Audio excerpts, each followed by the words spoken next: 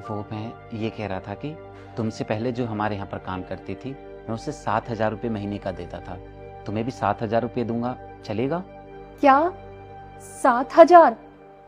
ठीक है साहब, इतने पैसे तो मुझे कभी नहीं मिले। वैसे साहब, आपके घर में कितने मेंबर हैं? मेरे घर में मैं, मम्मी, पापा, हम 3 लोग रहते हैं। अभी मेरी शादी हुई नहीं है और मम्मी पापा अक्सर गांव जाते रहते हैं, तो अभी मैं सिर्फ अकेला हूँ घर। तो खाने का तो ज़्यादा काम होता नहीं है, बस यही है झाड़ू पोंछा बर्तन का। तो तुम कर तो लोगी ना आराम से? हाँ हाँ साहब, आप फिक्र मत कीजिए, मैं आपके घर के सारे काम बहुत अच्छे से कर दूंगी। अच्छा सुनो, वो मैं चाय बनाने के लिए जा रहा था अपने लिए, तभी तुम लोग आ गए, तो अब बना लेता हूँ। तुम भी चाय पियोगी ना? चाय? अरे, चाय आप क्यों बनाएंगे? मुझे बता दीजिए ना, मैं बना दूंगी चाय। अरे नहीं नहीं, तुम बैठो प्लीज, मैं बना कर लाता हूँ।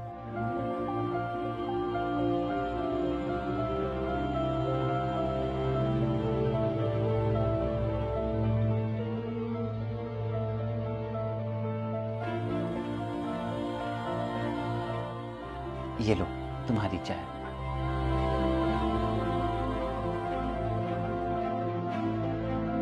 अरे तुम पी क्यों नहीं रही हो?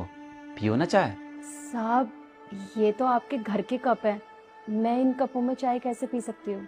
क्यों नहीं पी सकती? तुम इंसान नहीं हो क्या? देखो, मैं किसी के भी साथ ऐसे भेदभाव नहीं करता। तुम प्लीज इसी कप में चाय पियो।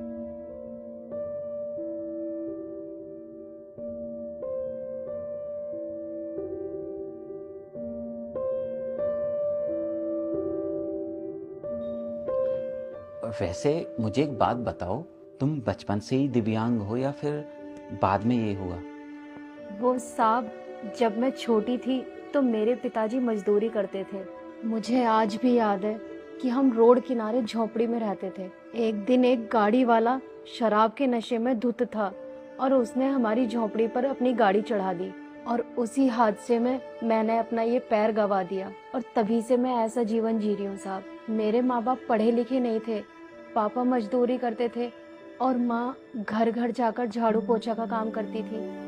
धीरे धीरे मैं भी घर घर जाकर काम करना सीख गई। बचपन में पढ़ने लिखने का शौक था, पर मैं पढ़ नहीं पाई साहब। अच्छा, यानी कि बहुत कम उम्र से ही तुम्हारे ऊपर जिम्मेदारियां आ गई थी और तुम बखूबी अपनी जिम्मेदारी निभा भी रही हो।